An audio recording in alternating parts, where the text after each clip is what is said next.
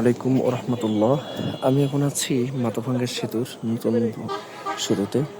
এটা পুরাতন সেতু এবং এখন সময় হচ্ছে সকাল 5টা 57 মিনিট। এদিকে পথচারীরা হাঁটতেছে। পথচারী বলা ভুল হবে, যারা আর কি সকালে একটু হাঁটাহাঁটি করে তারা হাঁটতেছে। আর এই যে নতুন পুরাতন সেতুর অবস্থা, পুরাতন সেতুটা দেখতে খুবই ওয়ার্ড লাগতেছে, কেমন যেন একটা লাগতেছে, মানে অবহেলা, মানে অনাদরে অযত্নে পুরা লাঞ্ছিত অপমানিত এমন একটা বিষয়।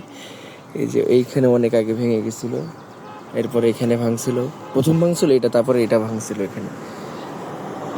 এই হচ্ছে বিষয়। সেতু ভারী যান চলাচল করে না, হালকা যান চলাচল করে। একটা চমৎকার এরিয়া, পানিটা অনেক কম, তবে নতুন সেতুর থেকে অনেক সুন্দর লাগে দেখতে, অনেকটা আমি এমন। আর ওই আসছিলাম মূলত ফজরের নামাজ পড়তে থানা মসজিদে।